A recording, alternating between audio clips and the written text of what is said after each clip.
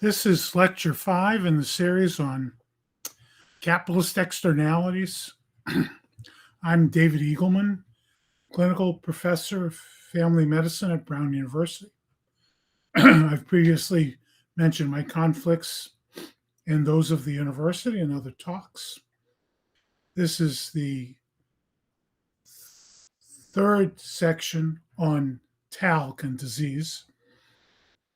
I'm going to pick up here with other talc-caused diseases. This will be a brief summary. I'm going to go into the ovarian cancer and talc disease in a separate lecture. Well, there are historically three main ways talc has killed people. First is that talc killed miners, causing scarring the lungs. This has been known since the early 30s. But cosmetic talc, when used as intended, has also caused talcosis in users. Now, when I say use as intended, I mean there's no limit on the can about how often you can use it. Some people use talc 2, 3, 4, or 5 or more times a day to deal with sweating issues and comfort issues. Some of them have been reported in the medical literature to have gotten enough talc inhaled to cause the same kind of scarring that workers got, first published in the 1930s. And they have, in fact, died from it. The first published case in the English literature on talcosis in a cosmetic talc user was published in 1972. Johnson & Johnson was aware of this case, but chose not to warn about this risk.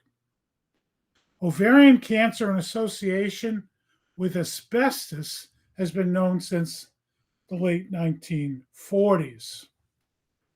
Of course, since 1982, there have been a lot of epidemiologic studies of talc users. But prior to that, women workers were found to have had excess ovarian cancer from the inhalation of asbestos while working in asbestos factories. So it's clear that ovarian cancer is caused by inhaling asbestos. Asbestos gets to the ovaries the same way it gets to the abdomen to cause mesothelioma of the peritoneum. It gets there through the lungs, into the blood, and then gets carried there. And finally, asphyxiation of babies. Johnson's baby powder in particular is the same size and shape as a baby bottle. And some babies, as early as the 1920s, were found to have grabbed that baby bottle, dumped it on their heads, and gotten enough exposure during that one episode to die from asphyxiation. And that didn't stop Johnson & Johnson from making a joke out of that process in its advertising. This is a clip of a baby doing exactly what they knew babies had done that resulted in death for one of their advertisements in the 1940s. So I'm going to go over these in a little bit more detail, particularly asphyxiation.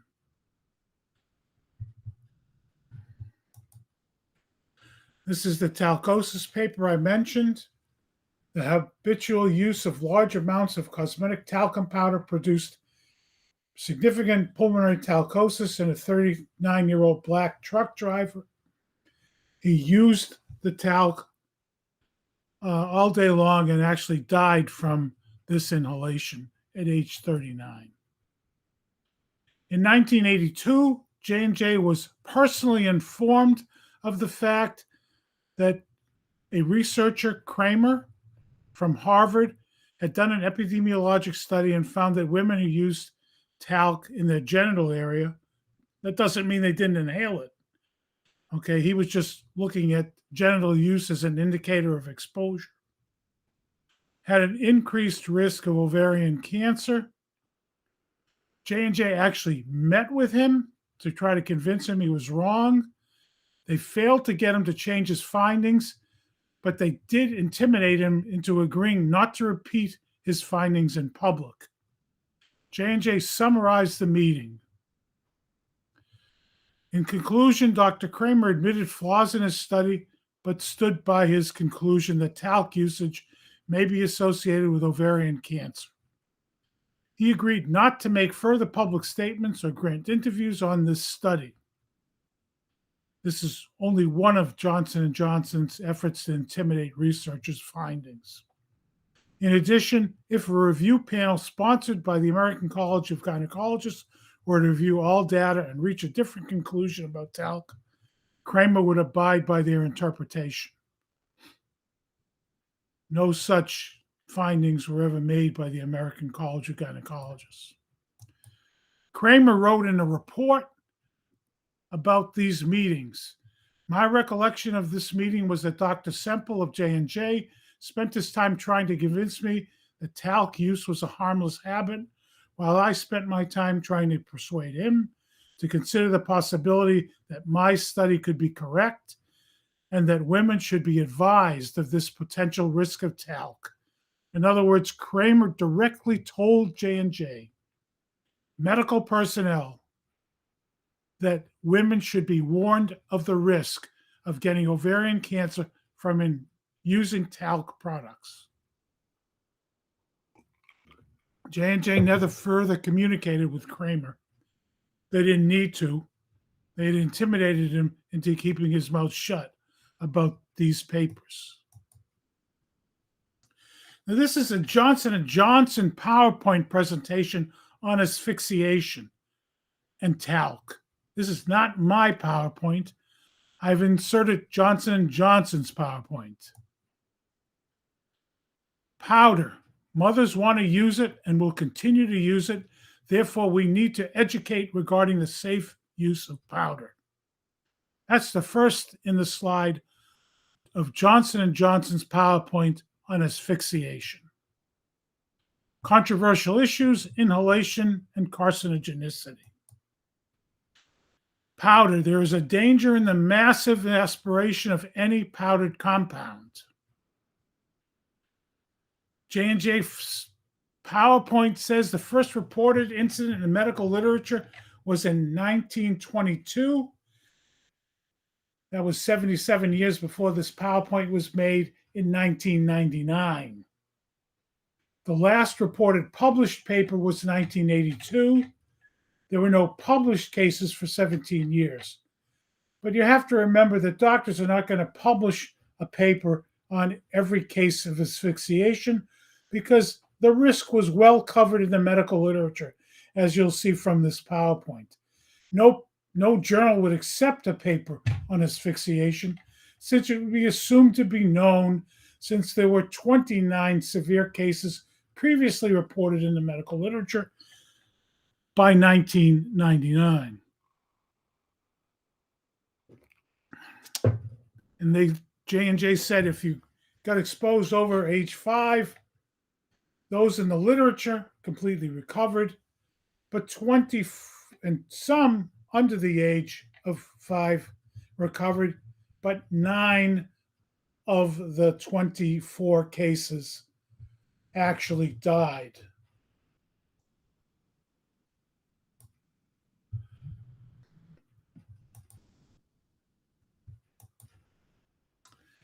This is their summary of reference papers. 22 papers had been written from 1922 to 1999.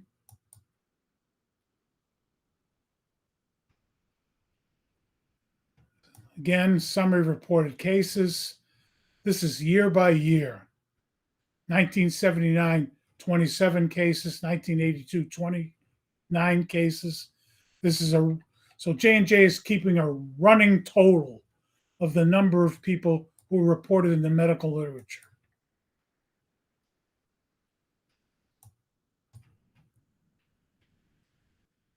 They noted the at-risk characteristics of people who would die. 6 months to 2 years, children had the dexterity to open a powdered container. In other words, this occurs in infants over 6 months of age because before 6 months of age, the baby's not strong enough to grab the bottle and dump it on their heads. And these are other risk factors. Parents apparently didn't close the container. There's no reason for parents to know about this risk since J&J didn't warn about it, so it's hardly fair to blame them for not putting the top on the container. They said that children with asthma were at increased risk. They noted in detail, they did their own study, and they noted that 81% of babies grabbed the product and 19% were given the product. This is from their evaluation of the previous papers.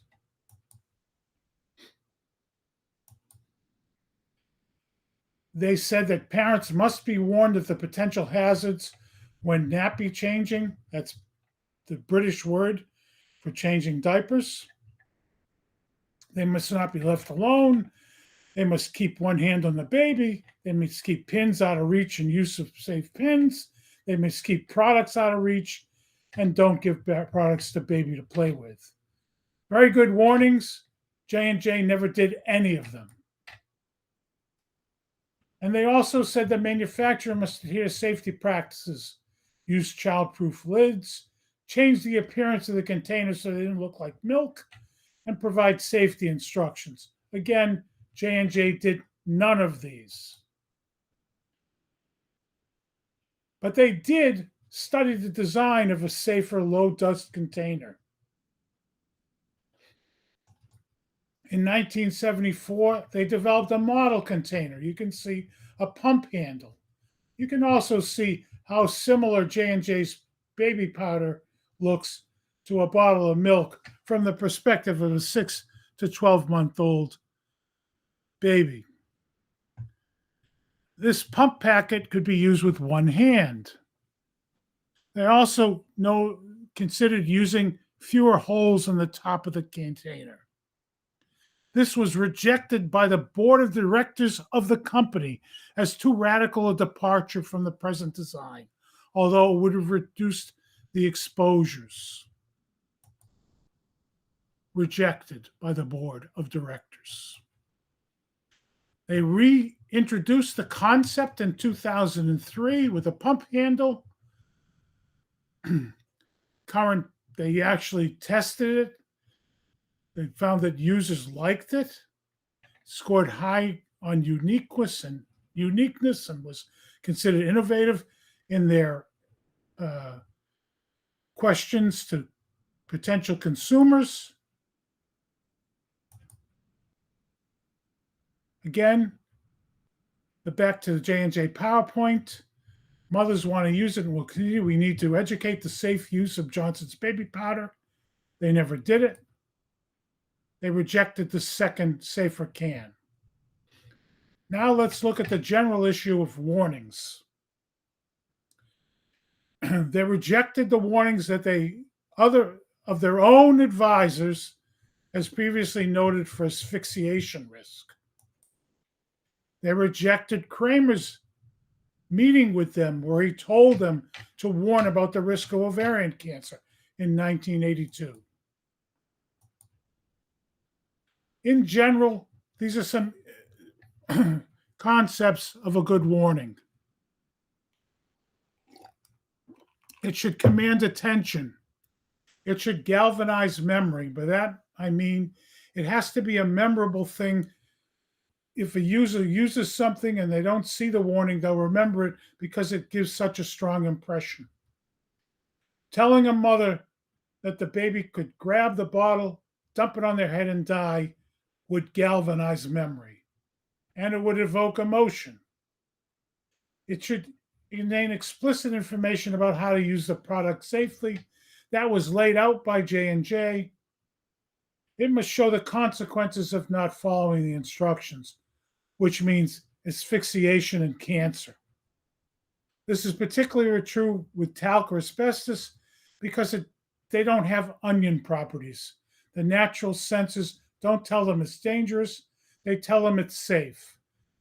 The user must be given a sane appreciation of the risk, as noted by Merriweather in his 1930 publication on asbestos. J&J itself was warned by its suppliers in a material safety data sheet that came with the bags of talc. Their supplier, Imrus, told them that IR considered talc to be a potential risk of ovarian cancer. They were also told that excessive inhalation may cause lung injury. Of course, that had been published, as I showed you, since 1972. People had been known to get and die from talcosis from just daily use of talcum powder products. Not only did J&J never warn, they provided false reassurance or anti-warnings. In their advertisements, they told people that the talc was safe, even though other retailers did warn. Angel of Mine Talc put a warning on: this product contains talcum powder and is intended for external use. Frequent application of talcum powder in the female genital area may increase the risk of ovarian cancer. Another body powder: this product contains talcum powder, is intended for external use, again with the risk of ovarian cancer noted. So here we have 3 products with warnings. This one in 2017. I don't have dates for the others. J&J never warned. J&J was developing its website, and they were going to say that their talc-based products have always been asbestos-free. But someone came along and corrected it and said, we can't say always. And that's because they knew that J&J's own testing had found that it contained asbestos. But they never put that on the label. They told the FDA that no asbestos-form structures have ever been found during any testing. That was, of course, a lie. And it was a lie that came after they changed that web draft. They claimed on the label that it provided the purest protection. Of course, a product that contains asbestos that could be inhaled shouldn't be called pure. Internally, they said that they shouldn't say purest for technical reasons. But their own analysis of the word purist said that that claim cannot be supported because they hadn't tested it against other products. But nonetheless, they said pure on their products and in their advertising. Pure Johnson & Johnson's baby powder right here on an ad in 1980. Again, false claim was found by their own investigations to be pure baby powder. That is, a baby powder can contain talc, talc and perfume, or talc of any of a number of different ingredients, and still be a pure baby powder if the product's ingredients are within the specifications of the manufacturer. So this is a sleight of hand where they said that they could use the word pure but not the word purist because they hadn't done comparative studies. But if it met their own standard, they could call it pure based on their own standard, even if their standard allowed for asbestos. And these are some ways that they showed that you could use baby powder, dusting on the heads, etc.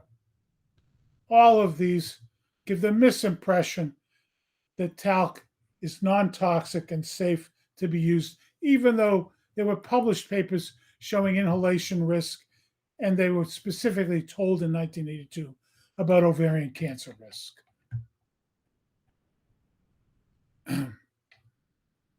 They continued to tweet despite the correction that there was no asbestos in their talc. That was after the FDA had tested J&J product in 74 and found it contained asbestos. They lied about that test result. This tweet, I believe, is still up and available to watch. Now I'm going to cover some of the excuses that J&J uses in defending its lawsuits and defending its product in public. The first is that the stuff you're calling asbestos in our products is not really asbestos. Okay, there are different definitions of asbestos. Doctors have a definition.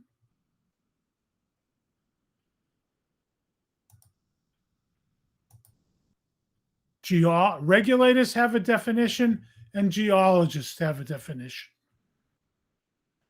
J&J has promoted a geologic definition, which they helped create in the early 1970s. Prior to that, until 1973 or 4, there were only doctor and regulator definitions of asbestos. Meeker, a geologist, has specifically criticized the use of geology as a criteria for determining what's asbestos, what the toxicity of a geologic process is. The job of earth scientists is not to decide what is toxic. Our job is to assist the health community and regulators by carefully describing the physical and chemical properties of natural materials. Unfortunately, paid geologists for the industry have not taken this advice.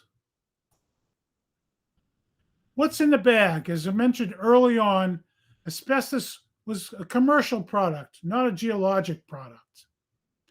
And the stuff in the bag was both fragments or cleavage parts of rock and rock that had formed as fibers. They're both in the bag.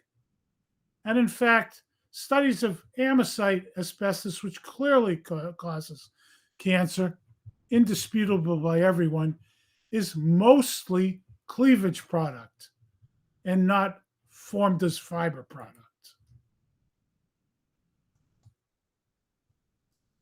So these are the three different definitions. Or for definition, it's formed in a bundle, converted from talc, or it's cleaved from a larger piece. So these are the three ways asbestos can form in talc, all of which produce a fiber.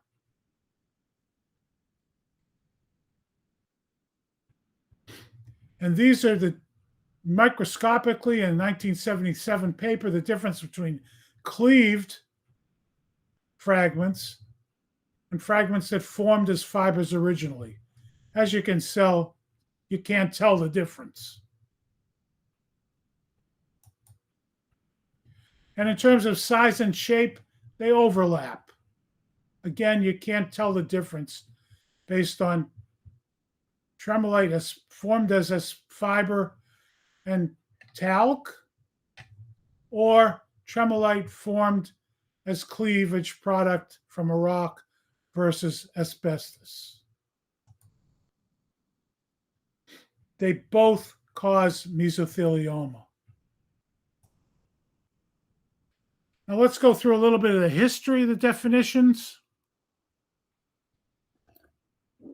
Originally, OSHA defined asbestos, a regulatory definition, as a fiber that was greater than 5 microns and was longer than wide by a 3-to-1 ratio.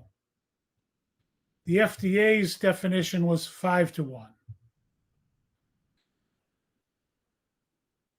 In 1990, both NIOSH and the American Thoracic Society recognized that both cleavage fragments and fibers that formed as fibers originally were asbestos.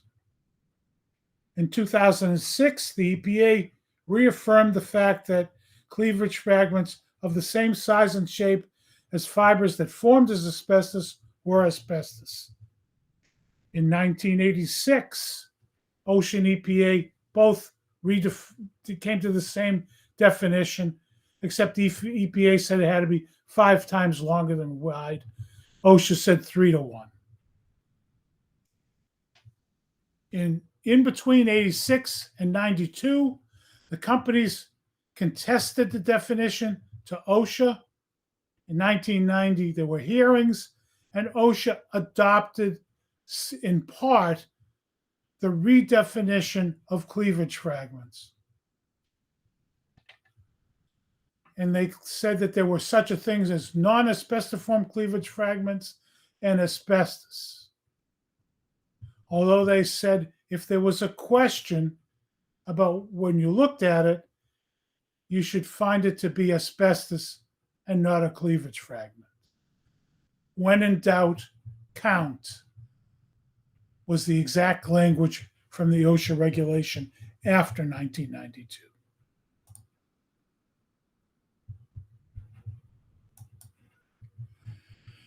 These are various agency criteria for asbestos. None of them talk about the growth pattern. They all talk about minimum width, minimum aspect ratio, that's length to width ratio, and other features which are present in both cleavage fragments and in asbestos formed fiber. J&J says asbestos is non-asbestos. In other words, a cleavage fragment, if found in J&J's powder, even though it matches the size and shape, J&J says it's not asbestos.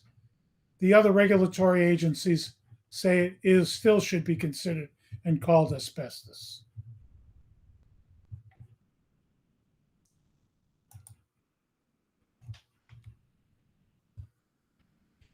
This is from 1990, NIOSH testimony at that hearing. NIOSH finds no scientifically valid health evidence for removing from the asbestos standard cleavage fragments that become airborne when non-asbestiform tremolite, anthophyllite, and actinolite are mined and meet the microscopic definition of a fiber. Region 9 of the EPA says the same thing. They specifically rebutted R.J. Lee, a geologist hired by industry, to claim the opposite, and they rebut R.J. Lee's definition. It is prudent at this time to conclude equivalent potency, that means ability to cause cancer, of cleavage fragments and fiber.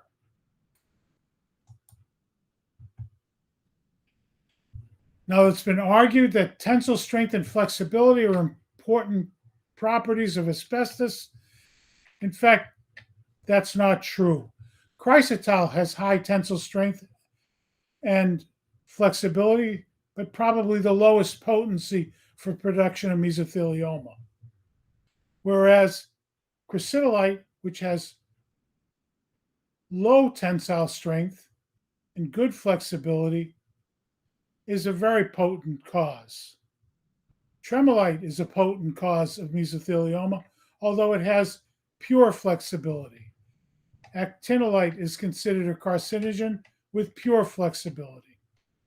So flexibility and tensile strength, which cannot really be measured macroscopically or microscopically, are not related to carcinogenic potential.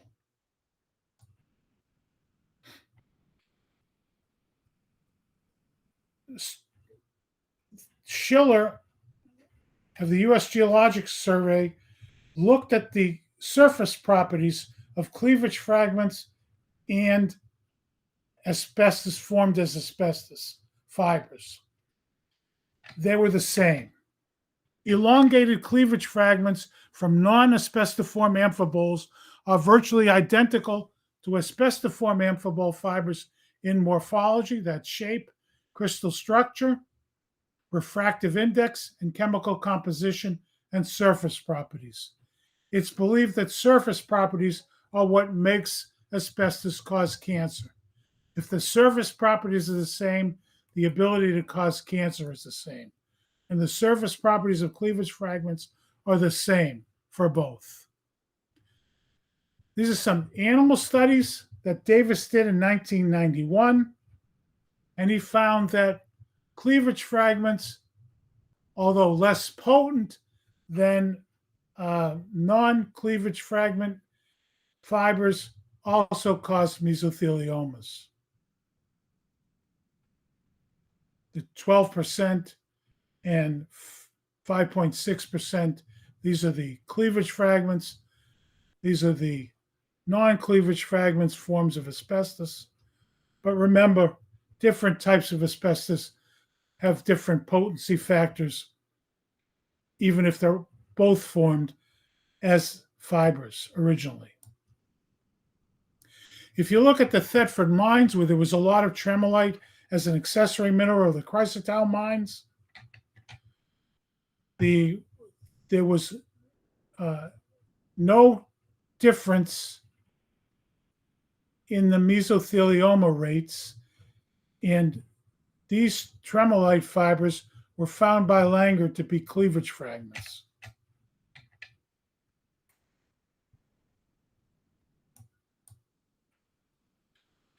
Dr. Case, who did these pathologic studies of the miners, studied in the largest asbestos mine in the world in Canada, said that that the non-asbestiform cleavage fragment armament was wrong.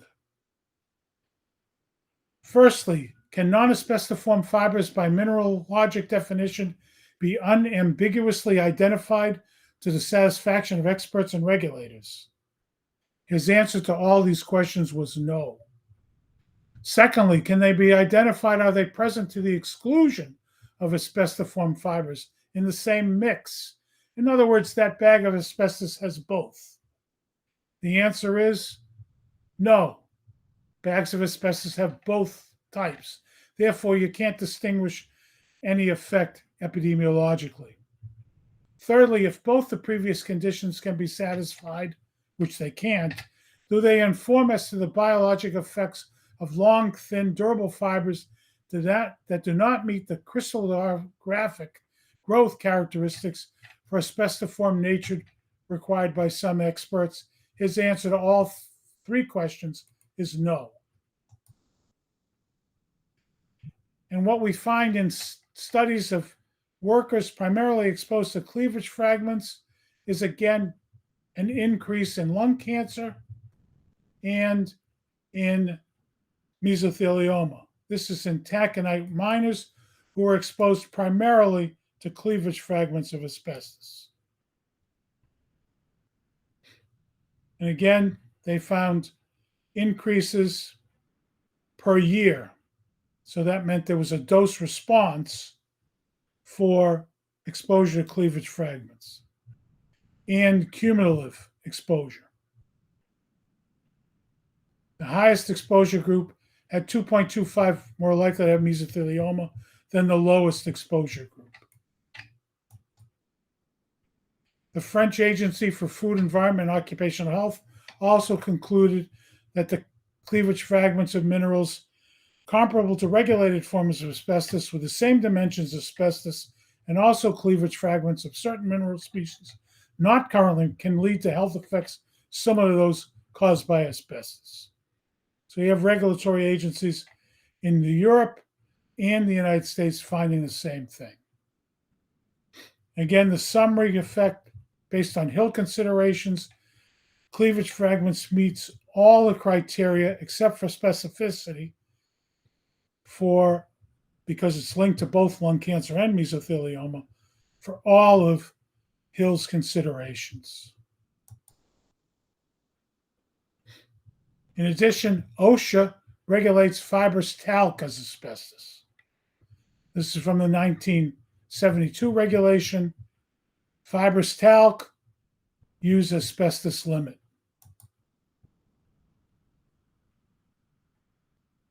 The FDA counted cleavage fragments in its regulation as asbestos. This is a quote from the FDA 1973 proposed regulation of asbestos and talc.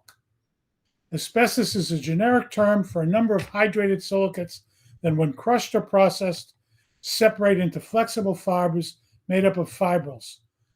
Although there are many asbestos minerals, only 6 are of commercial importance.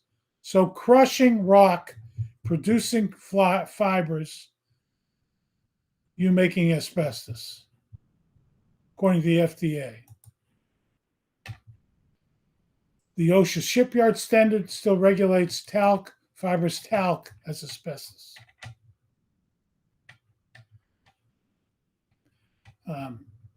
As early as 1982, Ashton of J&J at a meeting of the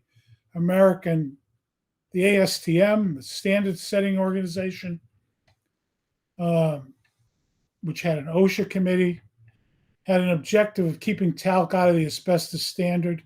As you can see, they failed initially. Now, Imrus concluded that OSHA eventually changed its definition to exclude cleavage fragments because they, quote, threw in the towel rather than expend their limited resources on the issue. Their decision by no means should be interpreted as vindication of Vanderbilt's arguments. So Imrus always considered cleavage fragments to be potential carcinogens as asbestos. Okay. In addition to wanting to define the crushing as not asbestos, the industry wanted to redefine 3-to-1 and make it 20-to-1 using the ASTM as a vehicle. They failed to succeed at that. Excuses number 2, the FDA petitions. First, recall in 1982, Kramer specifically met with J&J and told them to warn about the risk of ovarian cancer from asbestos. And of course, in 1999, J&J's own personnel told them to warn about asphyxiation from inhaling talc. Never mind asbestos. In babies, no less.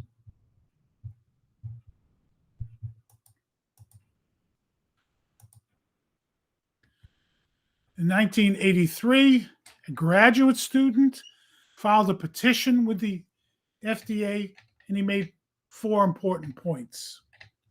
Talc mines are contaminated with asbestos. Asbestos is a direct cause of asbestosis, bronchial cancer, mesothelioma, and peritoneal mesothelioma. And he cited the FDA regulations back to them that a cosmetic shall be deemed misbranded unless it has an adequate statement of the quantity of the contents in terms of weight, measure, or numerical count. And none of the talc manufacturers had said that asbestos was known to be present in their talc. A cosmetic shall be deemed to be adulterated if it bears or contains any poisonous or deleterious substance which may render it injurious to users under conditions of use prescribed in the labeling thereof, or under such conditions of use are customary or usual. So he told the FDA, in case they hadn't read their own regulations recently, that any poisonous compound known to be present in a cosmetic needed to be put on the label. FDA had no knowledge of asbestos in cosmetic talc products. That's because They never requested the information from the companies after 1976, and the companies never supplied all their positive test results. Okay. After they got this petition, they tipped J&J off that they'd received a precision position. J&J then sent them material to be used in a response. The CTFA told the FDA that cosmetic talc was free from asbestos, contrary to their own test results. In 1976, the FDA rejected the petition, citing the improved quality of talc products and safe exposure estimates. The FDA did math modeling, but underestimated the actual measurements of simulated baby powdering. In other words, NIOSH had tested, as I mentioned in another talk, and found that there were 2 fibers per cc of exposure to babies and mothers who were being diapered. The FDA ignored that finding, did a calculation based on J&J's representations, finding far lower exposures. The original basis of the official basis of the denial, FDA is aware that cosmetic talcs contained asbestiform minerals in the early 1970s. However, FDA said test methods were not fully developed. Consequently, FDA considered all analytic results to be of questionable reliability. So in other words, they threw out all the results. They hadn't been given the company's own results. FDA decided to make its test results public and requested assistance from the affected industry in developing acceptable analytic procedures. They never did that. They did not make the Lewin results public. FDA accepted the J4-1 method with a level of detection of 0.5%. So FDA recognized that the test method could not detect low levels of asbestos.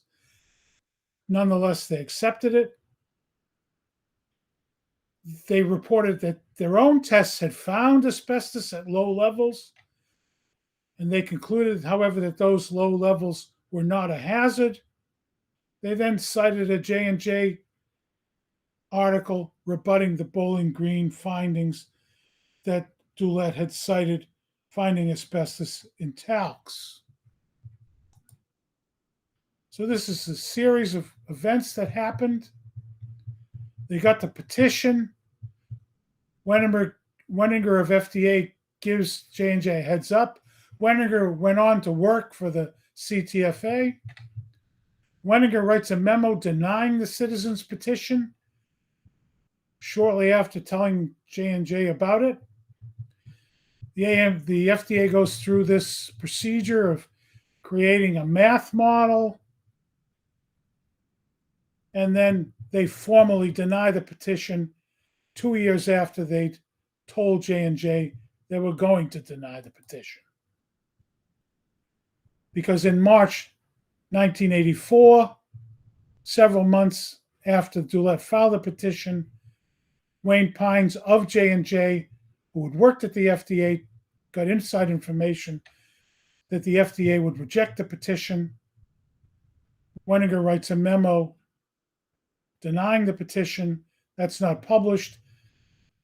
They do these math analyses, and then they send out the final denial.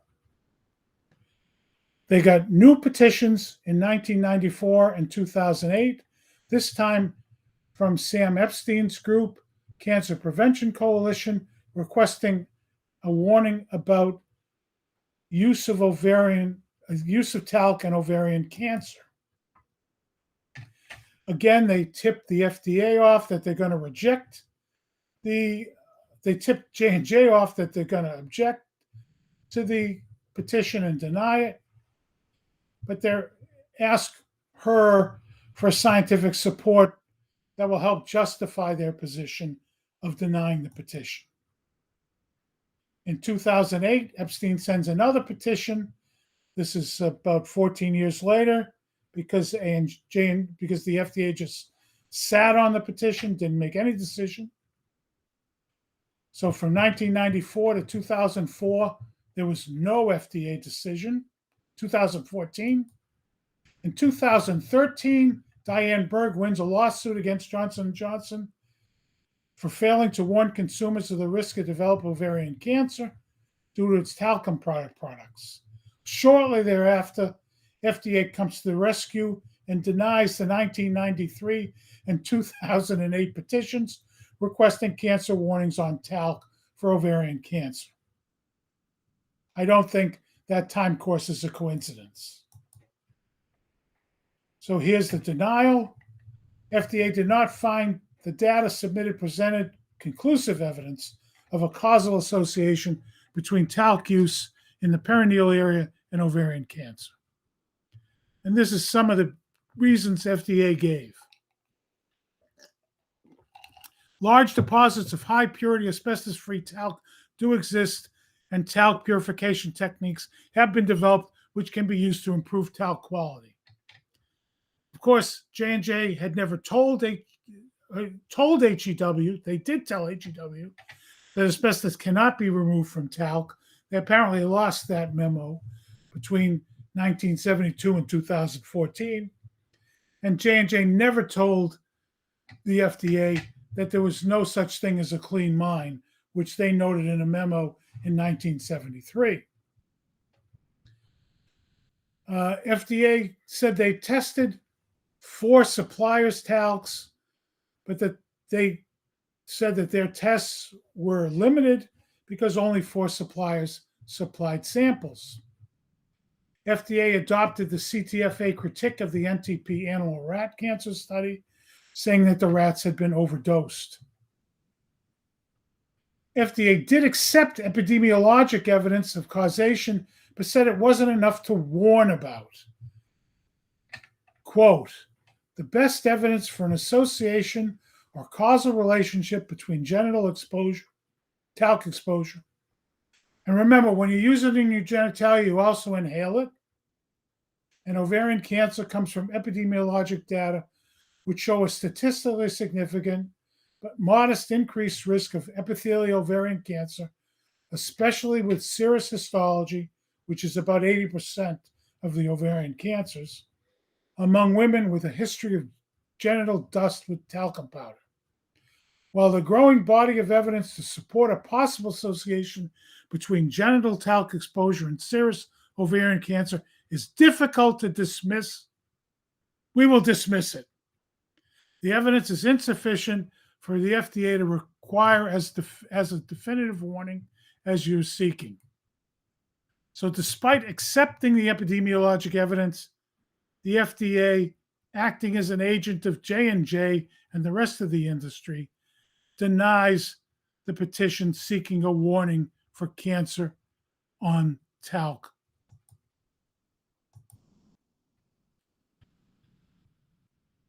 That concludes this session on talc and cancer.